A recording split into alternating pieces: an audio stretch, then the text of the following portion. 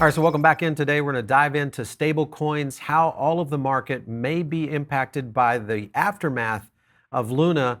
There's some good news and some bad news in today's show, but I definitely want you guys to understand kind of the effect of how stablecoins are such a needed asset in the cryptocurrency future. My name is Paul Barron. Welcome back into TechPath. Let's jump into the first story here. Stablecoin supply see largest drop in history as crypto exodus continues. When you look at the chart here, and I want to just scan down here to the chart, this Glassnode report, aggregate stablecoin supplies have declined a total of 8 billion over the last month, the largest in history of stablecoins. And just to blow these up, let me kind of jump into this one right here just to give you the tweet and let you take a look at this chart. You can see USDC there, obviously falling off quite a bit right here. BUSD, pretty much stable, actually. Binance USD is holding on decently.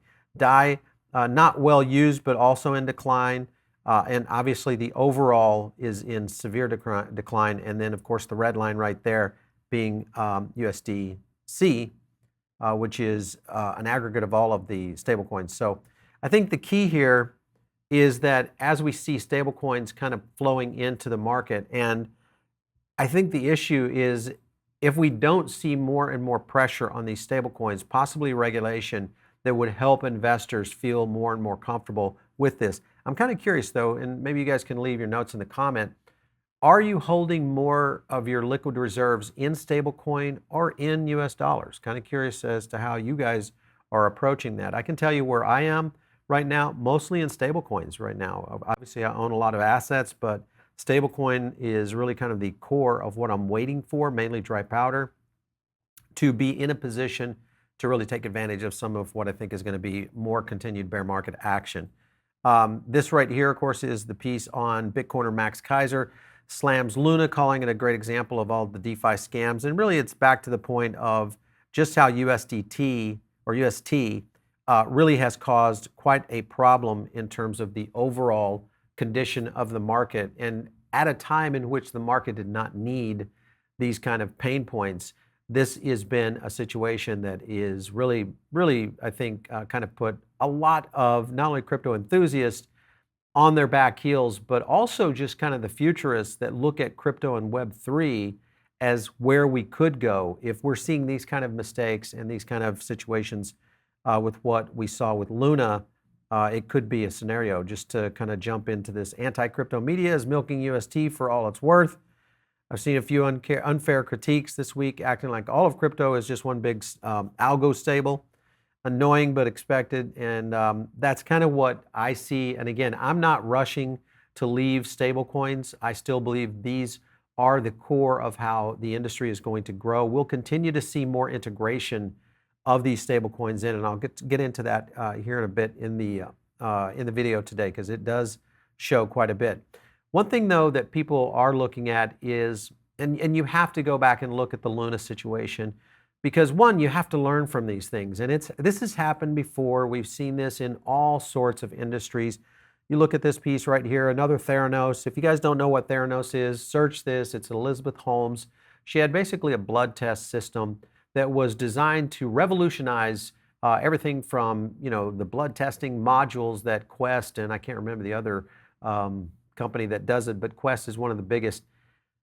And essentially the product was somewhat of a fake, even though it did have solid research behind it and a lot of good people behind it. What does that somewhat sound like? Now the question is still yet to be determined, is how much of this was known by Luna? Because I think a lot of this is going to kind of flow into this as you see Kwon stares at multiple lawsuits as investors sense fraud in Terra's debacle. That will be the big factor here that is yet to play out. The unfortunate thing is this is going to continue to stay in our face in terms of news and give the anti-crypto media and anti-crypto influencers out there the ability to really lean in on this and kind of put a lot of pressure on the market. The question will be, I think, as the true people that are in blockchain and understanding Web3 and the future of what that might be, understand where this is going. And at the end, it ends well for that side of the industry, but there are always going to be failures in any kind of new technology, and this is just simply one of them. Do Kwon, of course, looking not good here. Terra loses more form. Do Kwon faces tax evasion charges. Law firm, which is one of the biggest investors, sues to seize properties now on this. This story is getting dirtier and dirtier, and I think we are in for an area that I don't think anything will surprise us at this point in terms of what happened at Luna and with UST. Lunar's holders may veto the live vote to fork the Terra network. This is the thing that just really, I just don't get this part of it, because we've talked about this on the show. And listen, there are going to be projects that do not make it through the bear market. We've talked about this many times. Projects that you and I love, and they too will fall. There will be a handful. It is no different than any other industry out there that is on the bleeding edge of technology. It's exactly the same in the early stages of social, in the early stages of mobile, in the early stages of the internet, the dot-bomb era. All of this is a replicant of those kinds of technological innovations. This is really no different. The problem I have is when you have a company that has failed, or a project that has failed and has shown its pure inability to be able to withstand a siege of this nature, and they are attempting to revive it through some sort of found technology or found advancement. Sure, you do learn from mistakes. You can fix things that are and have proven to show exploitable. Yes, that is real, but the problem that you have with that is the ability to have a team that continues to kind of go in that. And if you look at this, the community pool, this is kind of just a breakdown of the Luna Forum, which includes amendments to the previous proposal. It's about 13%, I think, away from being declined. But it is a scenario where there are a few people that are leaning into this. And I think it's mostly, unfortunately, people who are deeper into crypto or into Luna than most. And if you look at Terra Validator, who hits out at Do Kwon's dictatorship model on a key fork vote, he makes a statement right here. Allknows CEO and founder Konstantin told the block, we didn't like the fact that the whole governance process of this proposal looks like a dictatorship model. It also looks like the launch of the new chain is decided even before voting is finished. And I think that is something that already starts to show a certain level of despair, and also just, I think it's just one of those scenarios where they're grasping at anything they can grab onto in this particular case. There is a lot of lunatics out there that really believed in the project and are one of those categories that really kind of dive into them. There's a handful of tokens that have these kinds of cult communities. And I will, many of them you guys have heard us talk about here on the show before. Cardano has a very heavy cult community. XRP has a cult community. I just found out today Veracity has a cult community. In trying to get Veracity on our show, I was surprised at just how many people really dive in behind these projects.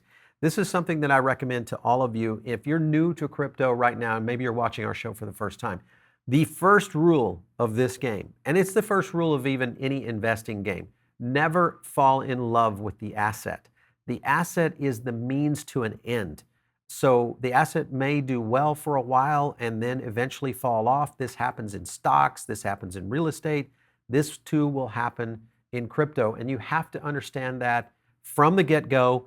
Sure, you love the founders, you love the mission, you love the aura that it brings, the community around it. It's probably more so evident in crypto because of the social aspect of it. Remember, we're not dealing with fundamental analysis here like we would see in a stock that puts out a quarterly report. We see all the SEC filings. All that kind of stuff is pretty much wide open. Though we see a lot of it within blockchain, we don't get a chance to truly see it in an in-depth way. So I just remind you and always understand that you're playing this based on the overall aspect of how these projects can go. Don't look at the individual fall in love kind of asset. And I know it's hard to get away from that because community is very strong, and I completely understand that. This is a good example, though, when you look at Mike Novogratz, he was one of the top investors here in letters, shareholders, partners, and wider crypto community. Mike Novogratz, he has a tattoo the Luna themed tattoo when it broke $100. Described Terra as a big idea that failed. Novogratz commented that his link saying, we will be a constant reminder that the venture investing requires humility. He also blamed the challenging global macro backdrop as a crypto's cyclical nature of the debacle. Now, I would agree with that to a certain extent with what Mike is talking about.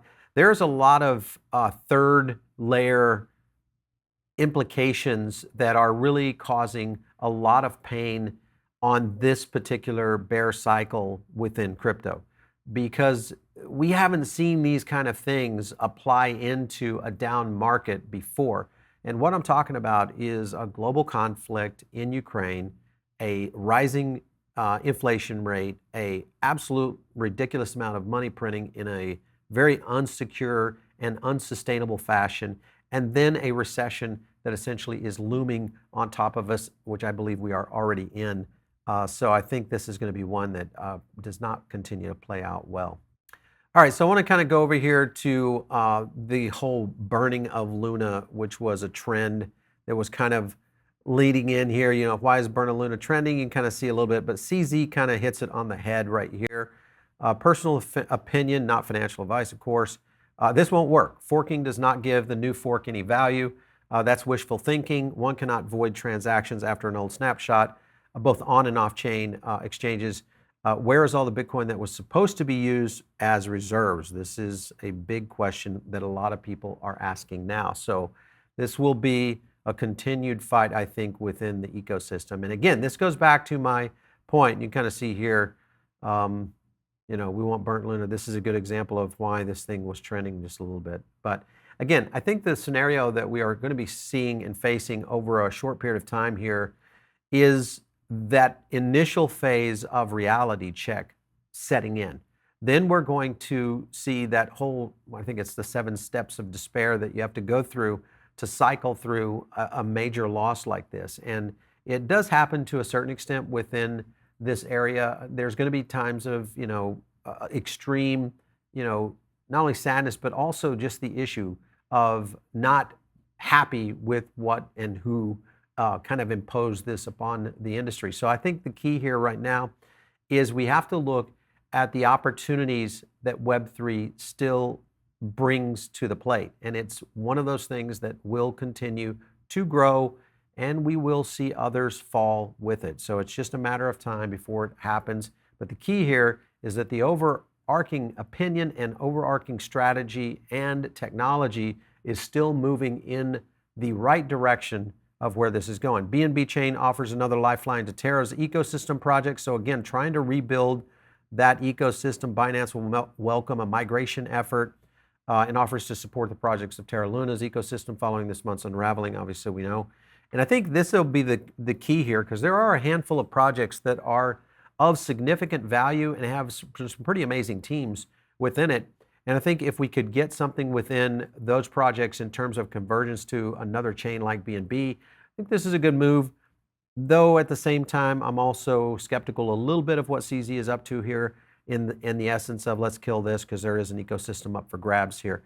There's a lot happening here for sure. And I want to get into a little bit more about the stablecoins and how this may lay out. But I do want to thank our sponsor, and that, of course, is iTrust Capital. If you guys are looking at long-term holding and or long-term investing strategies when it comes to cryptocurrency and really kind of building for your future, and believe me, anybody that's buying Bitcoin right now and placing this in an IRA, this is the best time, at least for me. Again, not investment advice, but for me, this is the best time to be building in things like this, which is an IRA, which has the ability to trade and, of course, do a ton of investments around a variety of different tokens, all within the platform.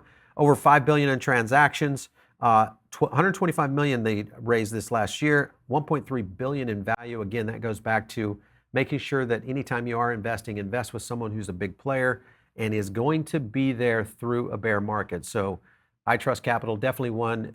They are a channel partner, so they're on our show quite a bit, but you do get a $100 funding reward when you sign up using our link below, so check it out.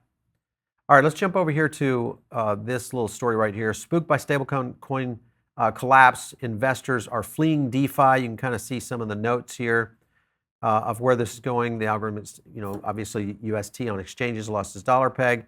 Both markets and Bitcoin, which back up the psychological important $30,000 mark, are improving. The damage to DeFi lending, which one of the core uses of UST stablecoin, seems to have been worse, and it's not yet clear how long this recovery is going to take. This is very similar to what we've been watching in DeFi for quite a while back on when you look at our overall CPI, because this right here is our overall on the power index. Let me kind of zoom in on this one for you guys. And when you look at DeFi in general, let me highlight that one. DeFi has been on over this past 30 days, that's the purple trend line. It's the one that's underperforming on all cylinders, even outside of what we saw with Ethereum, which really dipped down significantly back here in early May, but seemed to recover just a little bit. If you look at Ethereum right there, a little bit recovery, but DeFi in itself really underperforming and continuing to see a slide. So it doesn't surprise me that the stablecoin aspect and where UST really played in a major role in how DeFi was moving. This is definitely what we're seeing in the chart. So something to keep an eye on. And again, here you've got another problem with Terra, and that is their legal team is quitting. The question here, I think, is as we start to see kind of the rats leaving the ship, so to speak, is there's not going to be any infrastructure in place to be able to even do some of the strategies or tactics that Luna is attempting to do to bail this out. The other thing that so many people are concerned with is its impact on Tether. So Tether has come out, says, hey, wait a minute, we're going to calm the USDT depeg fears with some new reserves report. They did a lot here. There was quite a bit in the report. I'll break it out for you, but the report consolidated its assets to 82 billion.